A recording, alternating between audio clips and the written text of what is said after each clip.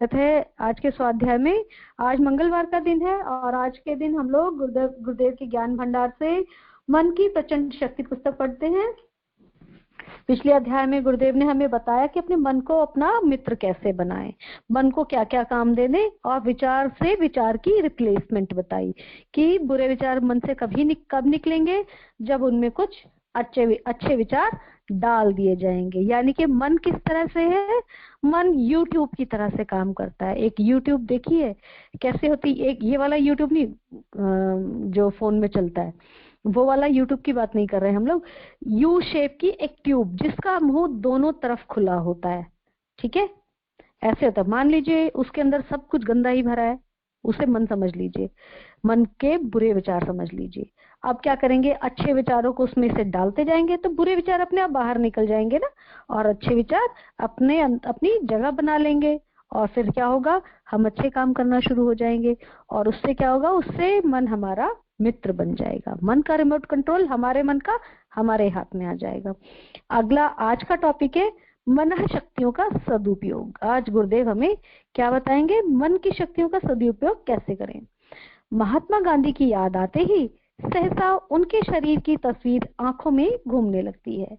सहसा आश्चर्य हो आता है, वह दुबला पतला शरीर और इतने महान कार्य, किंतु महान कार्यों में उनके शरीर की इतनी प्रधानता नहीं है जितने उनके मनोबल की। उनका मन स्वस्थ एवं शोधा हुआ था। मन के ठीक ठीक निर्माण कर लेने पर दुबले पतले व्यक्ति भी महान कार्य संपन्न करते हैं। इसी तरह यदि हम शरीर से कितने भी हिष्ट पुष्ट हो, परंतु यदि हमने स्वस्थ मन का निर्माण नहीं किया है तो हम स्वयं अपने लिए एवं समाज के लिए विशेष हितकर नहीं हो सकते। हमारे जीवन का महत्व संसार में कुछ नहीं होगा। मनुष्य के मन का स्वस्थ एवं शोधा हुआ होना परमावश्यक है। साथ ही साथ शरीर भी स्वस्थ सुपुष्ट हो तो वह जीवन में एक वरदान ही है। मन का स्वस्थ होना ही ज्यादा महत्वपूर्ण है, क्योंकि यदि मन स्वस्थ होगा तो दुबला पतला शरीर भी बहुत कुछ कर सकेगा। महात्मा गांधी में सक्रियता और फुर्तीलापन उनके स्वस्थ मन के कारण ही था। वे जब किसी कार्य या संकल्प पूर्ति में जुट जाते तो उन्हें आगे पीछे की चिंता नहीं होती। वर्तमान क्षण और संकल्प या कार्य ही उनके समक्ष होता था। उनकी इस अविचल शांत गंभीर मनःस्थिति के कारण ही महान कार्य संपन्न होते थे। गुरुदेव कह रहे हैं कि जो गांधी जी थे देखने में कितने दुबले पतले से थे, है ना, ज्यादा शरीर से स्वस्थ तो नहीं थे, लेकिन उनकी एक आवाज में पूरा का पूरा भारत एक होकर खड़ा हो जाता था। स्वतंत्रता सेनानियों में कैसा ओज तेज भर दिया करती थी उनकी वाणी। तो जरूरी नहीं है कि हम शरीर से बड़े मोटे ताजे हों, बड़े स्वस्थ हों और लंबे चौड़े हों। दुबले पतले छोटे नाटे होकर भी हम अच्छा कार्य कर सकते हैं, और उसके लिए हमारे मन का स्वस्थ होना बहुत जरूरी है। मन हमारा स्ट्रांग होना बहुत जरूरी है। गुरुदेव कहते हैं जीवन में निरंतर सक्रियता ही आवश्यकता है। जो जीवन अकर्मण्य है वह एक अभिशाप ही है। कहावत भी है, खाली दिमाग शैतान का घर। पढ़ चुकी हूँ क्या मैं ये। कार्यशीलता से रहित जीवन भार स्वरूप ही है। अकर्मण्य एवं आलसी व्यक्ति सदैव इस संसार में पिछड़े हैं। ऐसे व्यक्तियों को इस संघर्ष में कर्म क्षेत्र संसार में स्थान नहीं है। जितने भी महापुरुष हुए हैं उन्होंने कोई जादू या छल से महानता प्राप्त नहीं की। उनकी महानता का एकमात्र कारण उनका निरंतर कर्तव्य परायण बने रहना एवं निष्ठापूर्वक जीवन बिताना ही है। उनके जीवन में आराम हराम था कि हर समय जो भी एक एक सेकंड अब किसी न किसी काम में लगाया करते थे। गुरुदेव कभी भी अपने टाइम को वेस्ट नहीं करते थे कि कोई आ गया और उससे गप्पे हाँक रहे, जितनी देर काम की बात हुई बस, और उसके बाद अपना काम करने चले जाया करते थे। ऐसे ही जितने भी महान लोग हुए हैं सभी ने यही किया है। जीवन की निरंतर सक्रियता में उदंडी मन की चंचलता, संकल्प, विकल्प, वासना आदि नष्ट हो जाते हैं। कार्य व्यस्त और परिश्रमी व्यक्ति धीरे धीरे इस चंचल मन पर बाजी मार लेते हैं। मन एक अजीब भूत है जो अपनी कल्पना एवं विचारों के सहारे आकाश पाताल लोक लोकांतरों में उड़ा फिरता है। ऐसे मन पर काबू पाना सहज नहीं होता, इस भूत को निरंतर काम में जोते रहना ही आवश्यक है। इसे बस में करने का एक मंत्र है, जीवन में सक्रियता। इसलिए भी आवश्यक भी है कि ईश्वर ने हमें क्रिया शक्ति दी है कुछ करते रहने के लिए। अतः यदि हम अकर्मण्य रहे, ईश्वरीय विधान के विपरीत चले, तो यह शक्ति हमसे छीन ली जाती है। इंद्रियां अपनी क्रिया शक्ति को खो देती हैं। ऐसा व्यक्ति हाथ पैर होते हुए भी मुर्दा ही है। वह जीवन में पराधीनता के सिवा और कुछ नहीं देख सकता। स्वस्थ मन के निर्माण में दूसरा साधन यह है कि हमारे मन, वचन, कर्म तीनों में एकता स्थापित हो। जो सोचा जाए या जो कल्पना किया जाए, जो कहा जाए और जो कहा जाए वही किया जाए। इस तरह का दृढ़ निश्चय स्वस्थ मन के निर्माण में बहुत ही महत्वपूर्ण है। जो मनुष्य केवल कल्पनाओं की उड़ाने लेता हो तथा कहता कुछ और हो और करता कुछ और हो, वह शेख चिली जैसा ही है। उसे जीवन में असफलता, निराशा, परावलंबन आदि के सिवाय और कुछ नहीं मिल सकता। मन को सदैव बुद्धि एवं विवेक के नियंत्रण में रखना चाहिए, क्योंकि इसमें अनेक जन्म जन्मांतरों के संस्कार भरे पड़े हैं। मन को पूर्व संस्कारों से प्रभावित होकर तद अनुकूल कार्य करने की आदत होती है।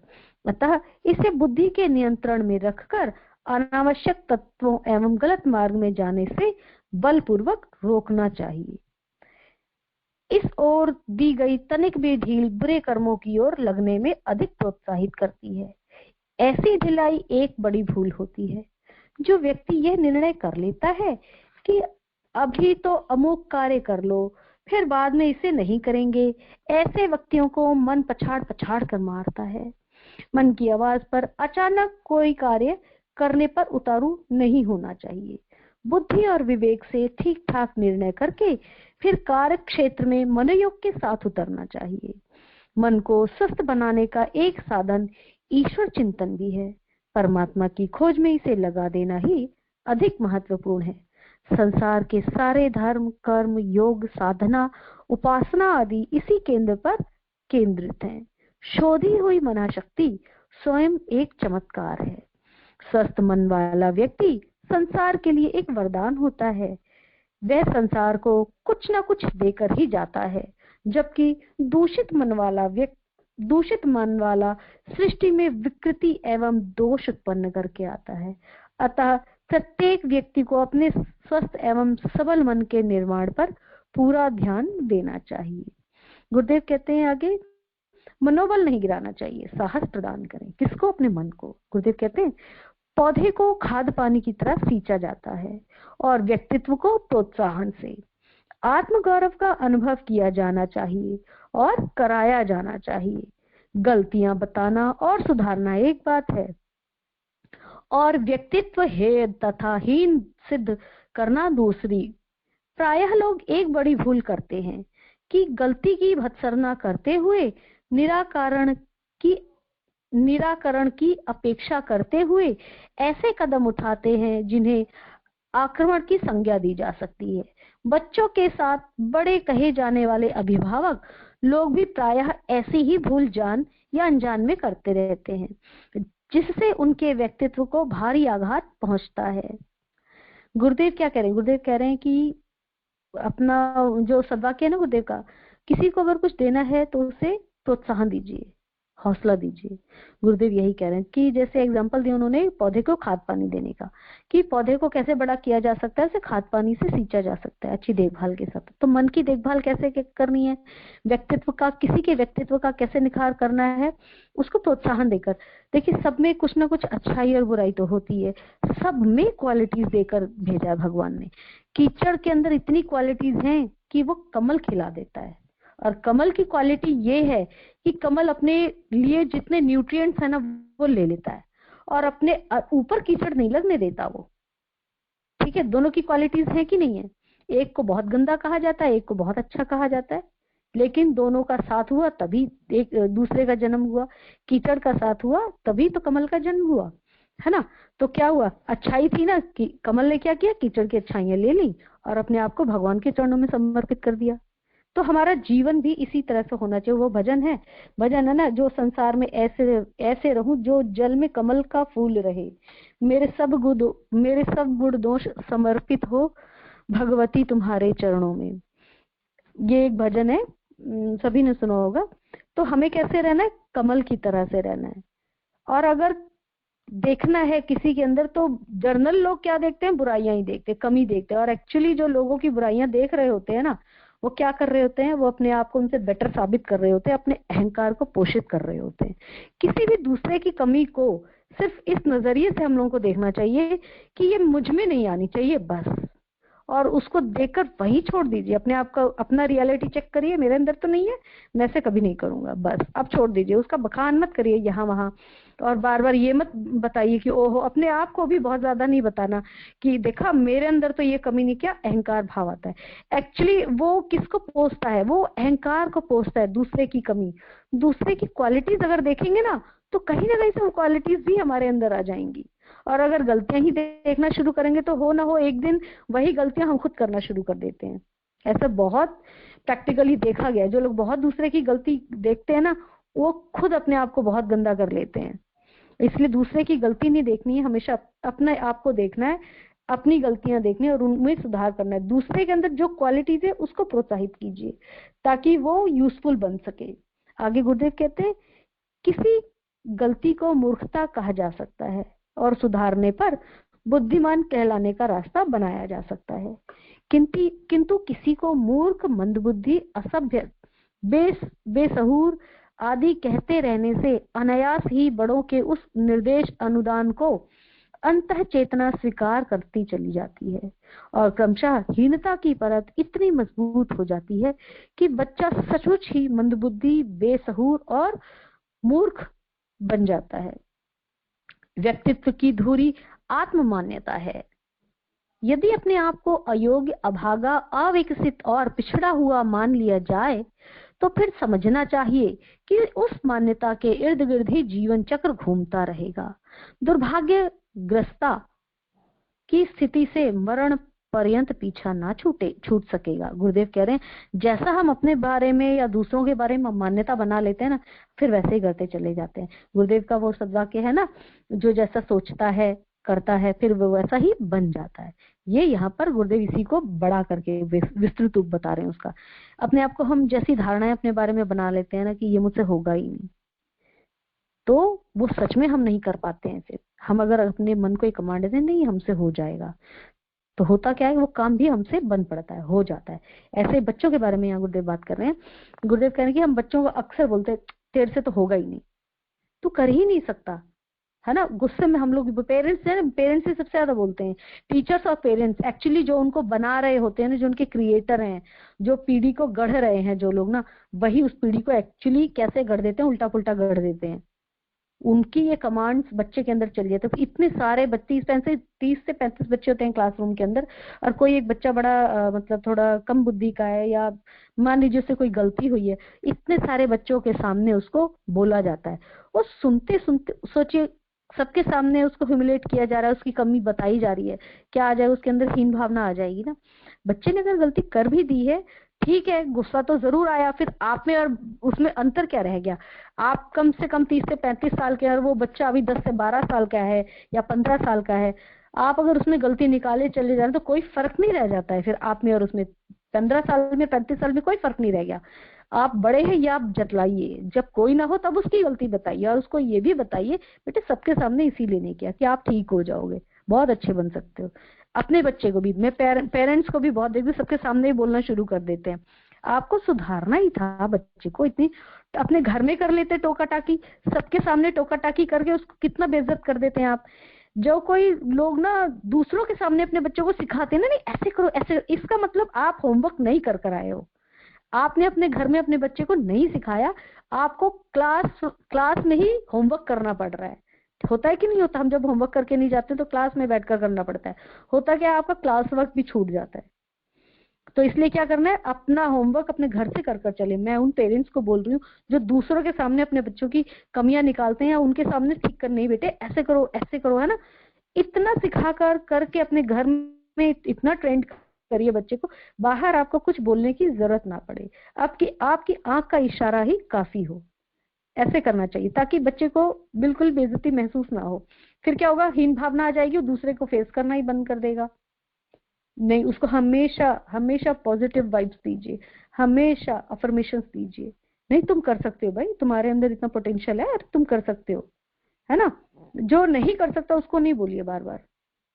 आगे गुरुदेव कह रहे हैं, लड़कियों और लड़कों की प्रतिभा में अंतर किसी शारीरिक अथवा मानसिक बनावट के कारण नहीं, वरन उनके साथ होने वाले भेदभाव पूर्ण व्यवहार के कारण होता है।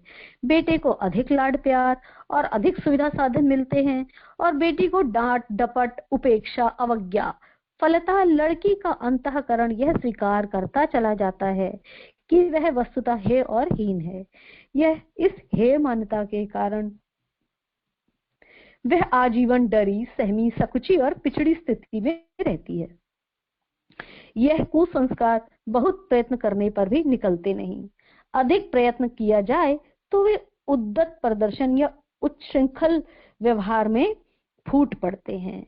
महिलाओं का अधिक फैशन बनाना, सज धज कर दिखना उनकी आत्महीनता का उद्दत प्रदर्शन है। देखिए गुरुदेव क्या कह रहे हैं, अभी तो वैसे ज्यादातर लोग कर रहे हैं, लेकिन ये जो फैशन इंडस्ट्री में लोग होते हैं ना, इनकी एजुकेशन क्या होती है, कभी ध्यान दिया? स्कूलिंग ही किसी तरह से निपटा पाते हैं ये लोग अपनी। आजकल तो चलिए बड़े पढ़े लिखो लोग आ गए हैं इसमें थोड़े थाड़े। क्यों? क्योंकि उनको लगता है कि जब तक हमने दूसरे को दिखाया नहीं ना तो कुछ किया नहीं। दिखावा इतना बढ़ चुका है, ज्यादातर हमने देखा है कि फैशन परिस्थिति में वो गर्ल्स ज्यादा होती हैं जो मतलब पिछड़ी हुई हालत में है। वो लोग अपने आप को बहुत ज्यादा जतलाते हैं, नहीं नहीं हमें आता है, सब आता है। तो कैसे करके दिखा पाते? बहुत सारा मेकअप लगाकर, है ना, बहुत सारे स्टाइल का हेयर स्टाइल बनाकर, बड़े डिजाइनर ब्लाउज पहनकर। मतलब मैं देखती हूँ कि मतलब जो जितने ही पिछड़े इलाके से आ रहा है ना, उसके ब्लाउज बहुत डिजाइनर होते हैं, पूरा बैक ओपन होती है, ठीक है। पता नहीं वो परमात्मा का दिया हुआ शरीर जिसमें अपनी कोई कलाकारी नहीं है, उसको दिखाते फिरते हैं लोग। जिन लोगों को जानते भी नहीं है उनके सामने मतलब पूरा खोलकर पूरा मस्त होकर एकदम चलते हैं ढेर सारा। खैर सभी करते हैं आजकल तो ये सब, क्या ही कह सकते हैं। लेकिन गुरुदेव इस चीज के लिए मना कर रहे हैं कि कौन से लोग कर रहे हैं ये, जरा उन लोगों को देखिए कि इतना सारा फैशन। मुझे तो श्रद्धे का एक लेक्चर याद है कि वो अपने एक लेक्चर में, बहुत पहले की बात है, करीब 2004 या 2005 की बात है, उसमें श्रद्धे कह रहे हैं कि औरतें शादी में मतलब इतना मेकअप कर लेती है, पहचान में आना मुश्किल हो जाती है। तुम तो रहो, कम से कम इतना ही मेकअप करो, मेकअप करिए, कोई मना ही नहीं है इतना ज्यादा, लेकिन एटलीस्ट आप खुद तो पहचान में आओ। आजकल तो बहुत कुछ चल गया है, जो पूरा सब मामला नकली। बाद में जब जैसे होता नहीं है, वो एक सीआर कलरफुल उसमें कूद गया था पेंट के डिब्बे में, तो वो क्या लगने लग गया था, भेड़ बन गया था। और जैसे ही वो यार उसका सारा का सारा पेंट जो है निकल गया। तो आजकल हम लोगों की हालत ना ऐसी हो गई है कि हम लोग इतना ज्यादा वो कर लेते हैं कि अगर कहीं इमरजेंसी पड़ जाए ना तो सारा का सारा मेकअप छूटे और पता लगे नीचे से निकला कौन। खैर ये तो थोड़ा सा मैं जोक कर रही थी। आगे गुरुदेव कह रहे हैं, कभी कभी वे अधिक झगड़ालू, बच्चों को पीटने वाली, रूठने वाली, आत्महत्या की धमकी देने वाली देखी जाती हैं। उनके इस चंडी रूप से उनका उच्छृंखल व्यवहार ही फूटता है। वस्तुतः यह आत्महीनता का ही दूसरा रूप है। अत्यधिक संकोची, बात बात में रो पड़ने वाली, ना हो तो पग पग पर उफनने वाली सही, दो परस्पर विरोधी दिशाओं में एक ही प्रवाह फूटता है। क्या कह रहे हैं गुरुदेव? जिन लोगों को बहुत दबाया जाता है ना, तो उनके अंदर ये सारी चीजें आ जाती है। अब वो गुस्सा किस पर निकालेंगी? बात बात पे लड़कर निकालेंगे। क्यों? क्योंकि अंदर तो कुड़न भरी पड़ी है ना, वो जो बचपन से चली आ रही है। कहाँ निकालेंगी? एनर्जी जो क्रिएट, नेगेटिव एनर्जी जो क्रिएट की हुई हमने अंदर, कहाँ से निकल रहा है? बात बात में लड़ने से निकलती है। और कुछ नहीं, जब उनके अंडर में बच्चे हो जाते हैं, उन बच्चों को पीट पीट कर वो लोग बड़ा करती हैं। और बात बात पे मुंह फुला लेना, छोटी छोटी बातों में अपना सुसाइड कमिट करने की धमकी देती हैं। और क्या करती हैं? ऐसा व्यवहार क्या दिखाता है? यही दिखाता है कि अंदर से आत्महीनता का व्यवहार है। ये क्या है कि इन्होंने अपने आप को ही प्रोत्साहित नहीं किया है, अपनी ही रिस्पेक्ट इन्होंने नहीं की है।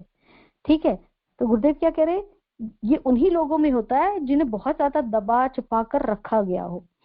लड़कों के बारे में भी यही बात है, उन्हें अनावश्यक लाड प्यार देकर या तो अहम मान्यता ग्रसित बना दिया जाता है, मतलब कि अहंकार, या फिर मूर्ख, दुष्ट, अभागा, चोर, आलसी कहकर उसके अंतर में यह विश्वास जमा दिया जाता है कि वह हेय स्तर का है, सामान्य मनुष्य जैसा नहीं, वरण उससे गया गुजरा है। गुरुदेव क्या कह रहे हैं कि लड़कों को भी बहुत ज्यादा प्यार करने से वो लोग भी बिगड़ जाते हैं, बड़ा स्पेशल फील कराना। अब वो क्या होगा, वो होगा ये कि हर जगह वो वही चीजें चाहेगा कि मैं तो बहुत स्पेशल हूँ, है ना। उसके अंदर क्या होगा, अहंकार भाव उपजेगा, आलसीपन आ जाएगा उसके अंदर। सब कुछ किया कराया मिलेगा तो क्यों काम करने जाएगा वो। सामान्य मनुष्य जैसा नहीं, वरन उससे गया गुजरा। प्रभावशाली, बड़े कहलाने वाले लोग अपनी छाप छोटों पर छोड़ते ही हैं।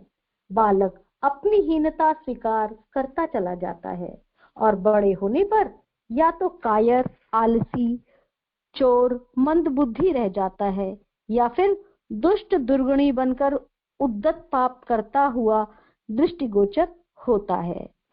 गुरुदेव क्या कह रहे हैं, कैसे लोग निकल जाते हैं, क्रिमिनल्स कैसे लोग हो जाते हैं, ऐसे ही लोग होते हैं, या तो उनको बड़ा दंड दिया गया है या फिर कुछ ज्यादा ही प्यार कर दिया है। बैलेंस बनाने के लिए कह रहे हैं गुरुदेव लाइफ में। गुरुदेव कह रहे हैं कि अपने विचारों का बैलेंस बनाना है, अपने व्यवहार का बैलेंस बनाना है। खुश हुए तो इतने खुश हुए कि जूते भी उठाकर सिर पर रख लिए, और गुस्सा हुए तो इतना गुस्सा हुए कि फूल को भी जूतों से कुचल डाला, है ना। लाइफ में हमेशा हमेशा बैलेंस बनाकर रखना चाहिए। गुस्सा आया तो भी याद रखना चाहिए कि हम कहाँ पर हैं और हमें कैसा बिहेव करना है। यही विद्या कहलाती है। जिस मनुष्य को, गुरुदेव का यहाँ एक सद्वाक्य लिखा हुआ है, जिसे बिगड़े को बनाना और रूठे को मनाना आ गया, वो दुनिया का कोई भी काम कर सकता है, उसे ही दुनिया का सबसे बड़ा बुद्धिमान कहा जाएगा। ये अन्नपूर्णा भवन है, वहां पर ये सद्वाक्य गुरुदेव का लिखा हुआ है। बहुत अच्छा लगता है कि गुरुदेव हर जगह अपना जो विचार है वो लिखवा गए हैं, सद्वाक्य लिखे हुए, और राह चलते भी हर समय टीचिंग कर रहे हैं, हर समय। बहुत अच्छा लगता है, तुरंत ये याद आ जाता है कि नहीं, मैंने कहाँ गलती करी है। आपकी नजर भी ना देखिए उसी सद्वाक्य पर जाएगी जिस समय आपको जरूरत होगी। मैं तो गुरुदेव का साहित्य जब उठाती हूँ ना, तो उसमें ये सोचकर उठाती हूँ कि बस आज मेरी समस्या का हल यही है। और मुझे लगता है शांति कुंज से जुड़े हुए जितने भी गायत्री परिवार के जितने भी परिजन हैं, सभी यही सोचकर साहित्य उठाते हैं कि आज मेरी समस्या का समाधान इसमें मिल जाएगा। तो गुरुदेव क्या कहते हैं, अब आत्मश्रद्धा उत्पन्न करिए अपने अंदर, ठीक है। प्रतिभा के विकास में मनुष्य को स्वाभिमानी, आत्मावलंबी तथा आत्मविश्वासी होना चाहिए, और किसी के भी द्वारा थोपे गए आत्महीनता के निर्देशों को अस्वीकार कर देना चाहिए। गलती ढूंढने, पूछने और सुधारने का प्रयत्न जारी रखना चाहिए। वस्तुतः अधिक योग्य बनने का रचनात्मक प्रयास और उत्कर्ष का क्रमिक विकास तो महान से महान व्यक्तियों को भी इसी प्रकार अपनाना पड़ा है। प्रगति का अर्थ ही गलती सुधारने में तीव्रता उत्पन्न होता है। यह क्रम पूछे बताने से और भी अधिक सही होता है, पर रचनात्मक होना चाहिए। गुरुदेव क्या करें, गलती तो बताइए लेकिन रचनात्मक तरीके से। अपनी ही गलतियों को, बेशक दूसरों की भी गलती ढूंढ रहे हैं, नजर आ गई है, और मतलब कई बार होता है कि रुका नहीं जाता है गलती देखकर, तो बताइए, लेकिन बस अपना हमारा तरीका ठीक होना चाहिए। चाहे बच्चे हों, बड़े हैं, या आपके साथी हैं, सभी को गलती तो बताइए, लेकिन बहुत अच्छे तरीके से, कि उसके आत्मसम्मान को ठेस ना पहुंचे, उसे बुरा ना लगे और वो ठीक भी हो जाए।